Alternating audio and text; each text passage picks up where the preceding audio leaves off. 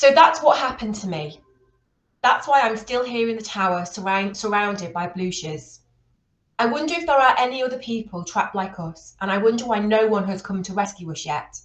Like they do on television. If something bad happens to someone on television, somebody always comes along to rescue them. But that doesn't happen here. I've been watching the buildings falling. Sometimes it happens right in front of my eyes. I see the surge of the bluches writhing around the base of a building, dissolving the brick layer by layer.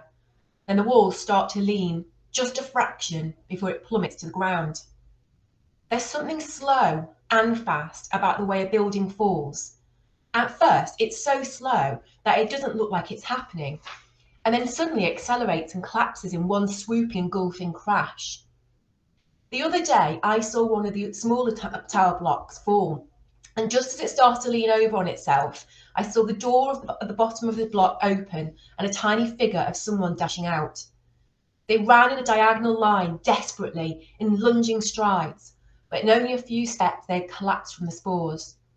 I could see the body lying or moving on the ground. It looked like a woman with short, dark hair. She looked a bit like Miss Arnold, but I don't know if it was her. Then the bluches came, one by one, in a blue silver haze. At first there were only a couple, but as I watched, a group collected together, and for a moment they seemed to pause, as if they were waiting for something. Then they covered the body until I could see it no longer. I think about Gaia a lot. I hope that she did escape and that she's safe. I imagine she's somewhere in the countryside. I don't know if that is what Brighton is like, but I imagine it is in my head. Somewhere green where there are lots of trees and not many buildings, where there aren't any bluches around. My mouth feels rough and dry from sleeping. I divide up another orange juice carton and I sip at my half with tiny little mouthfuls, but still I finish it quickly. It feels like I haven't drunk anything though. My mouth just feels sticky and orangey instead. I open another carton and pour out half, and this time I drink it how I want to, in big, loud gulps. I brush my teeth afterwards. It's difficult without water. The toothpaste sticks to my teeth and they feel grainy afterwards, but I like the minty taste.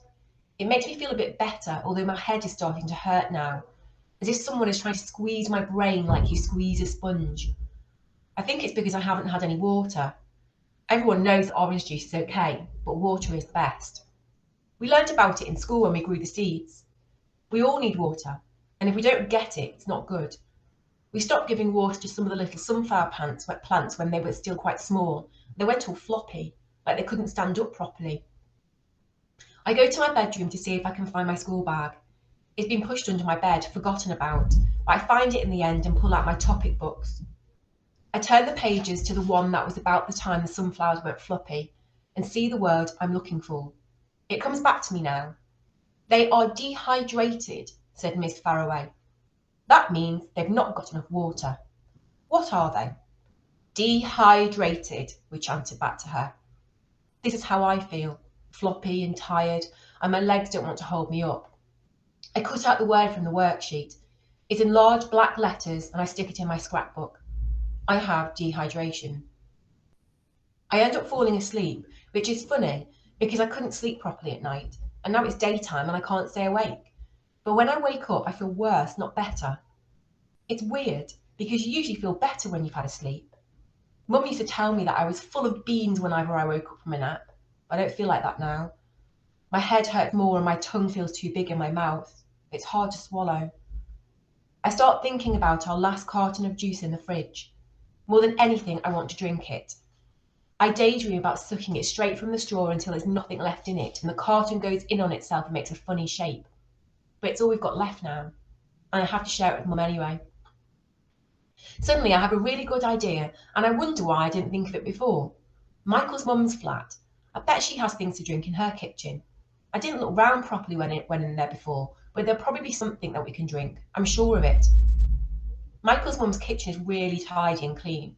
There isn't a pile of dishes that are dirty on the side or anything like that. The cupboards have lots of things to eat inside them. Tins and packets and bottles of sauces, those kind of things. But there isn't much to drink. I only find a bottle of orange squash on the side which is half empty, but you need to add water to squash to drink it, and I don't know if you can drink it without water. I poke about in some of the cupboards in the sitting room, and there I find lots and lots of bottles of drink. There are about 10 bottles, and they're all quite big.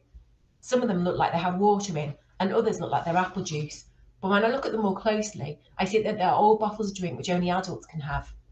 Alcohol. But I'm not picky. It can't be that bad. And I carry them and the bottles of squash into our flat. It takes a few trips.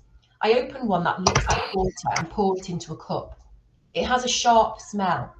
I take a sip, but it tastes like poison, and I can't swallow it. I spit it out, but I can still taste it, and I hate it. I have to drink some orange squash without water to make it go away. It's a bit better, but it coats my mouth with a sort of furriness that tastes sweet. I sniff some of the liquid that looks like apple juice, but that smells even worse, so I don't even try it. I curl up on the sofa and close my eyes. I'm going to fall asleep again, but I'm so thirsty, more so than before. I can't stop thinking about the lovely glasses of cool water, and then before I know it, I'm dreaming about them. I dream I'm drinking water, and then I dream I'm in a bath and I can drink straight from the taps and the water in the bath, even though it's full of bubbles. It's really cold in my mouth, but I'm not feeling cold at all in the bath. I feel warm and happy. I'm just about to swim under the water when something jerks me awake. It's a noise. I wake so suddenly that I feel like I'm falling downwards, but I'm not really. I'm just lying on the sofa. The noise sounds like shuffling, like someone moving, but it isn't coming from Mum's room. It's coming from outside our front door. My heart is beating fast, like when you run around a lot and then stop and stand still. Your heart goes bam, bam, bam really quickly. You can hear it in your ears somehow. I know I should go and see what it is, but I don't want to. I sit as still as I can and wait to see if someone knocks on our door or says something, but there is just silence after that. When I don't hear anything else, I go to our door and I open it really slowly. I don't know what I expect, but I never thought it would be sitting there in front of me. It's a huge bottle of water, sitting there like it's been waiting for me to open the door all this time. There's no note on it or anything, but I know it's for us. Someone has brought this to us. I look sideways down the corridor, but there's no one there. The shuffling sounds I heard have long gone. My first thought is, it's Gaia. I imagine her peering out at me from behind a pillar. I feel like I can see the shape of her hair poking out. Gaia, I imagine saying, and I picture her leaping out, her arms outstretched. Surprise, Addy! I bet you're thirsty by now. I keep looking down the corridor, willing Gaia to appear. After staring for a while, I realise that there is no one there but me. The bottle of water is so big that I have to use both arms to move it, and even then I can only lift it a little way off the ground, and I have to keep stopping. I half carry, half drag it into the kitchen. I try to pour out a couple of glasses without spilling anything. It's hard to do because it's so heavy, and it's difficult for me to hold the bottle and the glass at the same time. I manage it in the end though, and then I'm drinking it.